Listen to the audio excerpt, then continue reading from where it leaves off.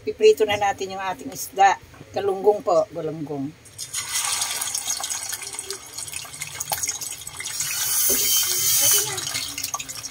Ayan, meron po tayong dinuguan, meron po tayong vegetable, saka may isda po tayo.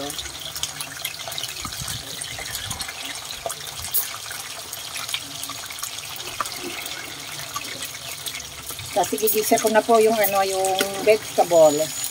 Dapat po pakbet po ito nakalimutan pong bumili ng ng bagoong. Gigisa ko na lang po siya sa baboy.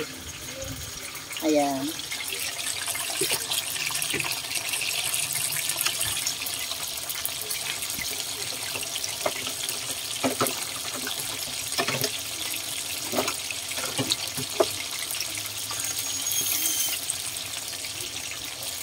Natin ang apoy. Ayan po, gisa natin yung baboy. Ayan po, mali. Gisa ko po muna yung baboy.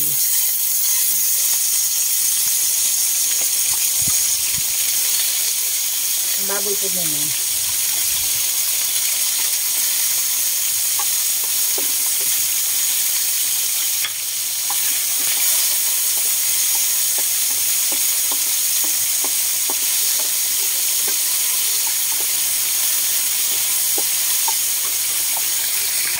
Lagay ko na po yung ating sibuyas.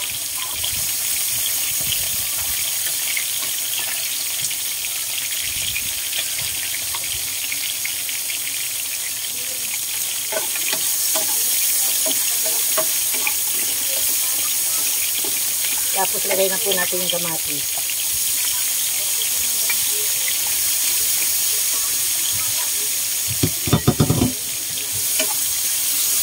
Gisa-gisa lang po natin yan sa baboy. Ayan.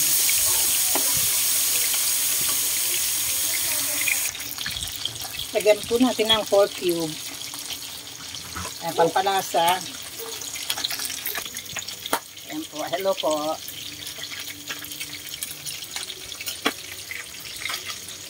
Yan po yung ating niluluto. Ayan. Ginisang halo-halong gulay po. Yung ating prito. Yan po yung ating prito. Meron na po tayo naluto yung dinuguan ko. Meron na po yun.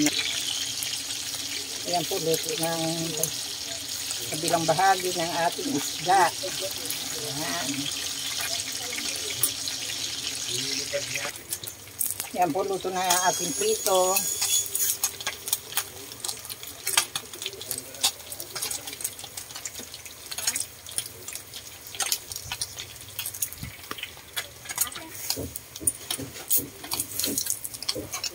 Luto na yung ating isda.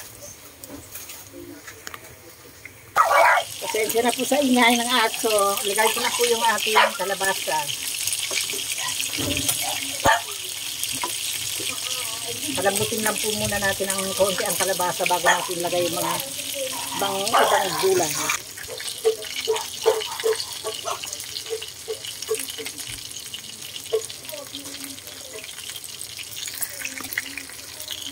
Ayan po, dinagay ko na po yung okra, yung ampalaya, saka po itong sitaw.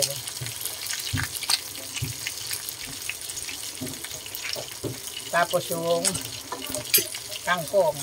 Kulubin lang po natin yan.